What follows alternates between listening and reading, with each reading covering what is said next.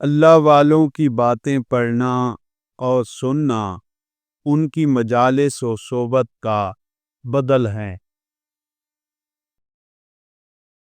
محبت وہ دریا ہے جس میں صرف دل نہیں بلکہ انا، غرور اور خودی بھی ڈوب جاتی ہے۔ دنیا ہمیشہ تمہارے سائز سے زیادہ دولت و اقبال کو دیکھتی ہے، اس لیے پہلے خود کو منواؤ، پھر جو چاہو سو کہہ دو۔ یاد رکھو، وہ رشتے کبھی نہیں ٹوٹتے جو دل سے جڑے ہوں۔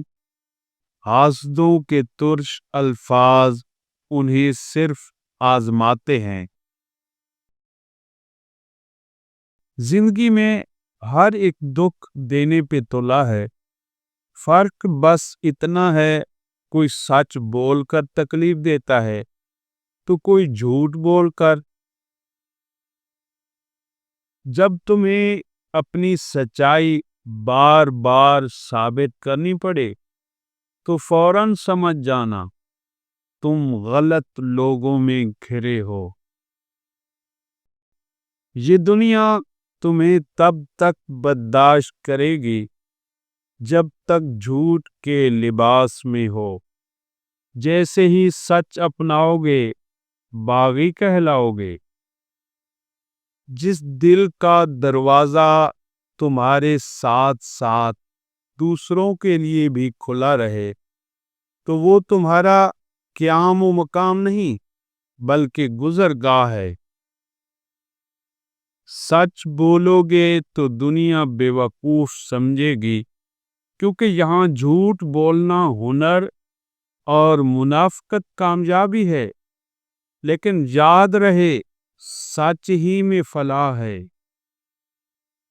کبھی کبھی انسان کو سیکھنے کے لیے نہ تو کسی کتاب کی ضرورت ہوتی ہے اور نہ ہی استاد کی، بلکہ صرف ایک ٹھوکر کافی ہوتی ہے۔ یہ اپنی 3 کمزوریاں اگر تم نے لوگوں کے سامنے ظاہر کر دی تو لوگ تمہیں توڑ دیں گے۔ نمبر 1، تمہارا خوف۔ جس لمحے لوگ جان لیں کہ تم کس چیز سے ڈرتے ہو، وہ وہی چیز تمہارے خلاف استعمال کریں گے۔ نمبر 2، تمہارا کمزور پہلو۔ جیسے تمہیں کس بات سے چڑ ہے یا تم کہاں جذباتی ہو جاتے ہو، یہ راز اگر راز ہی رہے تو اچھا ہے۔ نمبر 3، تمہاری ضرورت یا محتاجی۔ اگر لوگ جان لیں کہ تمہیں کس چیز کی سخت ضرورت ہے تو وہ آپ سے فائدہ اٹھانا شروع کر دیں گے۔